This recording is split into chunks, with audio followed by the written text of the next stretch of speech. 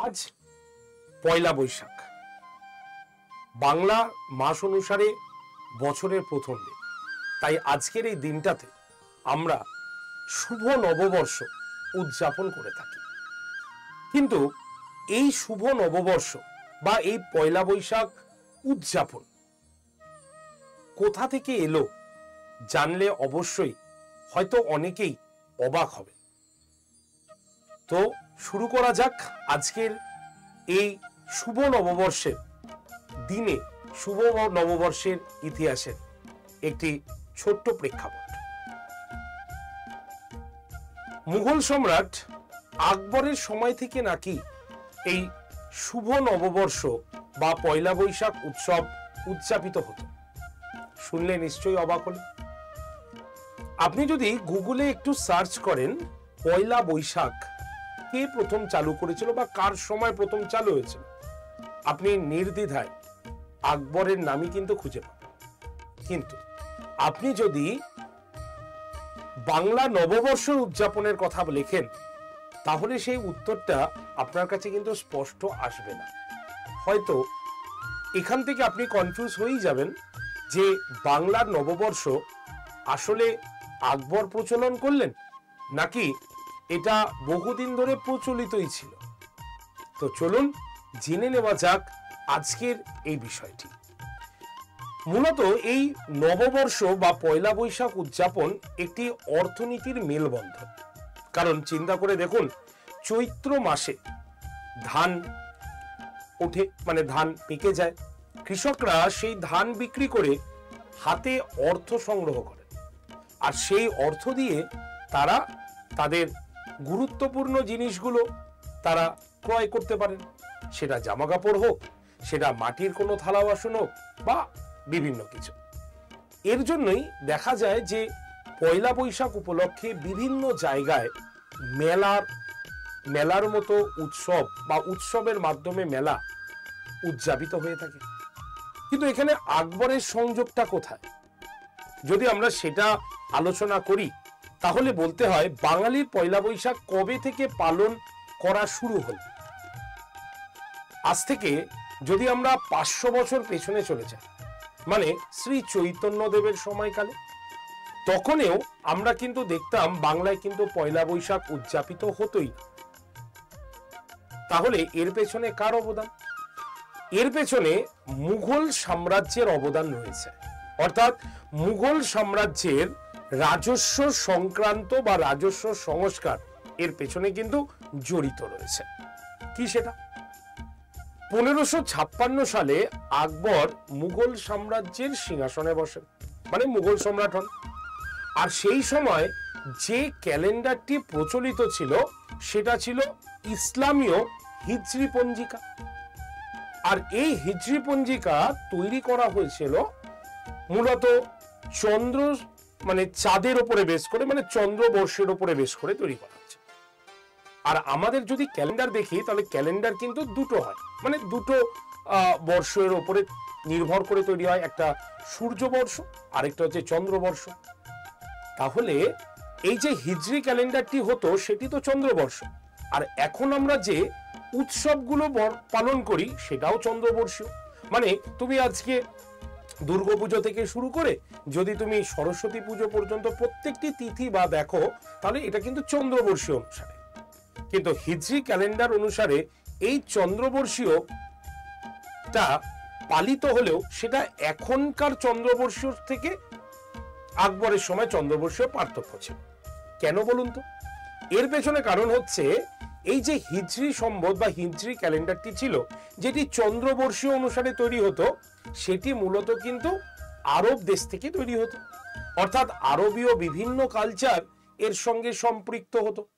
ফলে ভারতের যদি আমরা বর্ষগুলোকে দেখি তাহলে তার সঙ্গে কিন্তু এই হিজরি ক্যালেন্ডারের বা আরব দেশীয় যে হিজরি রীতি অনুসারে যে ক্যালেন্ডারটি তৈরি হতো তার মধ্যে বিস্তর পার্থক্যটা ছিল। ফলে আকবরের কর আদায় করতে সমস্যা হতো। কারণ যখন দেখা যেত যে হিজরি ক্যালেন্ডার অনুসারে, এখানে একটা বলে রাখা ভালো, হিজরি ক্যালেন্ডার অনুসারে প্রত্যেকটি বছর সূত্রপাত বিভিন্ন সময় হতো। মানে ধরো ধরুন যে বাংলা, যেমন বাংলা নববর্ষ মানে পয়লা বৈশাখ, হিজরি সম্বত অনুসারে সেটা পয়লা বৈশাখেই যে বাংলার নববর্ষ হবে বা নববর্ষ হতে হবে এরকম কোনো কথা নেই। এটি আগাতেও পারতো, পেছোতেও পারতো। ফলে সমস্যা হতো কি, কর আদায় করতে। কারণ যখন দেখা যেত যে কৃষকরা তাদের ফসল তুলতো বা বিক্রি করতো, সেই সময় তাদের কাছে পয়সা থাকতো, কিন্তু বর্ষ সূত্রপাত না হওয়ায় তাদের কাছে ট্যাক্স আসতো না। আর যখন আকবর ট্যাক্স চাপাতেন তখন তাদের হাতে পয়সা হয়তো খরচা হয়ে যেত। ফলে আকবরের সঠিক সমাধান করার চিন্তা ভাবনাটা করলেন। আর তখনই তিনি কি করলেন, তিনি এই হিজরি সম্বতের সঙ্গে বা হিজরি তোমার ক্যালেন্ডারের সঙ্গে সৌরসেনীয় সম্পৃক্ত বা সৌরবর্ষ এটিকে সম্পৃক্ত করার চেষ্টা করলেন। আর তার দরুনই আমরা দেখতে পারলাম কি, ফতেউল্লাহ সিরাজ, আকবরের সবাই একজন জ্যোতির্বিদ, ফতেউল্লাহ সিরাজের দ্বারা তৈরি হয়ে গেল একটি নতুন ক্যালেন্ডার, যে ক্যালেন্ডার অনুসারে যাকে বলা হতো, সেই ক্যালেন্ডারের সালগুলোকে বলা হতো ফসলি সন। এই ফসলি সন অনুসারে এবার শুরু হয়ে গেল কিন্তু কর আদায়ের পালা। আর সেই হিসাবে পয়লা বৈশাখ এই দিনটা ছিল বছরের প্রথম দিন। তাই চৈত্র মাসে ফসল উঠে যাবার পর সেই ফসলের থেকে যে প্রাপ্ত অর্থ কৃষকরা পেতেন, সেইগুলো তারা কি করতেন, সেই অর্থ দিয়ে মুঘল সম্রাটের ট্যাক্স মুকুব করতেন, অথবা আবার ট্যাক্স দিতেন, বা বিভিন্ন ব্যবসায়ীদের পাওনা গন্ডা মিটিয়ে দেওয়া হতো। আর সেই সময় আকবরের সময় কিন্তু ব্যবসায়ীরা বা আকবর প্রশাসক তাদেরকে কি করতেন, বছরের প্রথমে তাদের মিষ্টি খাওয়াতেন, বা ব্যবসায়ীরা আরো বড় করে এর পরবর্তীকালে এই উৎসবের আয়োজন করলেন। অর্থাৎ একটা কথা, বছরের শেষের সমস্ত পাওনা গন্ডা মিটিয়ে নতুন বছর থেকে আবার শুরু হবে তাদের নতুন যাত্রা। এই চিন্তা ভাবনা করেই কিন্তু আমাদের এই পয়লা বৈশাখ উদযাপিত হলো। এইভাবে আমাদের ইতিহাসে পয়লা বৈশাখ চলে এলো। কিন্তু অদ্ভুতভাবে বলতে গেলে এই যে নববর্ষ বা বঙ্গাব্দের প্রচলন, সেটা কবে থেকে হয়েছে জানা আছে? যদিও এটা বলতে গেলে আমাদের কাছে দুটো মত চলে আসবে, একটা পূর্ববঙ্গীয় মত এবং আরেকটি হচ্ছে আমাদের পশ্চিমবঙ্গীয় মত। তাহলে আজকের এই ভিডিওতে আমরা পূর্ববঙ্গীয় এবং পশ্চিমবঙ্গীয় দুটি মত নিয়ে আলোচনা করব। যদিও আপনাদের মধ্যে যারা যারা যেটা পছন্দ করতে ইচ্ছুক সেটা আপনারা পছন্দ করতে পারেন নিঃসন্দেহে। যদি আমরা বঙ্গাব্দের কথা আলোচনা করি আপনাদের সঙ্গে, তাহলে অবশ্যই বাংলার সার্বভৌম রাজা শশাঙ্কের নাম ভুলে গেলে হবে।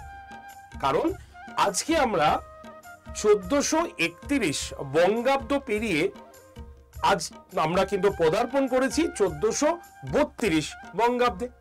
সুতরাং 1432-এর যদি আমরা পেছনের দিকে আসি, তাহলে আমাদের কাছে মোটামুটি 593 অথবা 594 খ্রিস্টাব্দ চলে আসছে। এই 593 বা 594 খ্রিস্টাব্দে মোটামুটি বাংলায় সার্বভৌম শাসক শশাঙ্কের সময়কাল। আর শশাঙ্কের রাজত্বকাল যদি আমরা দেখি, তাহলে আমাদের পশ্চিম বাংলার বেশ দুটি জায়গা, মানে বাঁকুড়ার বেশ দুটি জায়গা বা পশ্চিমবঙ্গের বেশ দুটি জায়গা, একটা হচ্ছে তিহার এবং আরেকটি হচ্ছে সোনাতপালি। এই দুটি জায়গায় আমরা কিন্তু বঙ্গাব্দের নামও বা বঙ্গাব্দের যে সাল গণনা তার কিন্তু প্রমাণ পেয়েছে। প্রত্নতাত্ত্বিকরা দেখিয়েছেন যে এই স্থাপত্যগুলো আকবরের থেকেও বেশি প্রাচীন। সুতরাং সেই হিসাবে যদি বলি, তাহলে আকবরের আগে থেকেই যে বঙ্গাব্দ প্রচলিত ছিল সেটা কিন্তু অবশ্যই আমাদের মানতেই হবে। আর অন্যদিকে যদি আমরা দেখি পূর্ববঙ্গের মত, তারা বলছেন যে ওইসব কিছু নয়, শশাঙ্ক কিছু নয়, মূলত আকবরের সময় থেকেই এই পয়লা বৈশাখ বা বঙ্গাব্দ শুরু হয়েছিল। অর্থাৎ তারা বলছেন 963 হিজরি সম্বত হচ্ছে এই বঙ্গাব্দের সূচনা, মানে 1556 যে সময় আকবর আসছেন সেই সময় থেকেই নাকি বঙ্গাব্দের সূত্রপাত হচ্ছে। এইভাবে মানুষ এবং স্থান পরিবর্তে কিন্তু বঙ্গাব্দেরও সংজ্ঞা কিন্তু পরিবর্তিত হয়েছে। এবার আমরা 3 নম্বর বিষয়ে আলোচনা করতে চলে আসি। পয়লা বৈশাখ কি তাহলে বৈশাখ মাসের 1 তারিখেই পালিত হয়? না, অনেক জায়গায় তো চৈত্র মাসেও দেখি। তাহলে চৈত্র মাসে পয়লা বৈশাখ উদযাপিত হয় কেন? এটার কারণ কি? কারণ যদি আমরা দেখি তাহলে আমরা ভারতের বিভিন্ন জায়গায় দেখতে পাবো যে চৈত্র মাসে পয়লা বৈশাখ বা বর্ষবরণ বা সূত্রপাত হতে আমরা দেখি। আবার কোনো কোনো জায়গায় আমরা অগ্রহায়ণ বলে একটি শব্দ পাই মাসে। যদি আমরা অগ্রহায়ণ শব্দ পাই তাহলে শুনলে অবাক হবে যে আমরা অগ্রহায়ণ মাসের কথা সকলেই জানি। এখান থেকেই, এই অগ্রহায়ণ থেকেই নাকি এক সময় বলা হতো বা মানা হতো যে নতুন বছরের সূত্রপাত হচ্ছে। কারণ দেখো শব্দটার মধ্যেই এর মিল রয়েছে। অগ্রহায়ণ, অগ্রহায়ণ মানে মাসদের মধ্যে প্রথম। আর যদি আমরা ধান বা উৎপাদনের দিক থেকে দেখি তাহলে এখন তো নয় বোরো ধান হচ্ছে, কিন্তু আগে কি হতো? আমন ধান। আর সেটি উঠতে হবে অগ্রহায়ণ মাসে, এখনো হচ্ছে। এবং এই অগ্রহায়ণ মাসে ধান উঠে যাবার পর কি করা হয়? নবান্ন উৎসব হয়, লক্ষ্মী পুজো হয়, বিভিন্ন বিয়ে বা অনুষ্ঠান এই সময় হয়।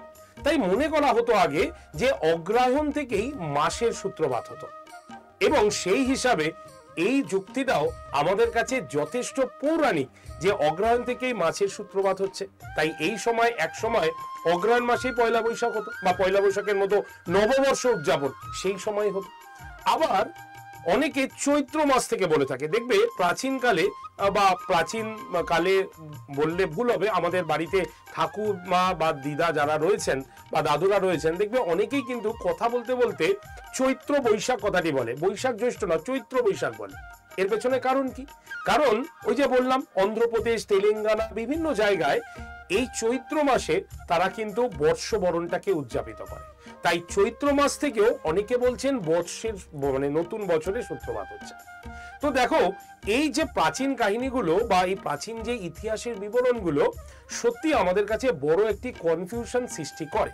তবে এটা তো ভুলে গেলে হবে না যে, বা এটা মেনে নিতেই হবে যে এই যে বর্ষবরণ এটা অর্থনীতির দিক থেকেই সাদৃশ্যপূর্ণ। কারণ আমাদের যে ক্যালেন্ডার বা আমাদের যে পঞ্জিকা যদি খুব ভালো করে লক্ষ্য করে দেখি তাহলে সেটা এমনভাবে তৈরি করা হয়েছে না, যেগুলো পুজো থেকে শুরু করে সমস্ত বিধিনিষেধ যে সময় যেটা প্রাপ্ত হয়, যে সময় যেটা পাওয়া যায় তার উপরে বেস করেই কিন্তু পঞ্জিকাগুলো তৈরি হয়েছে।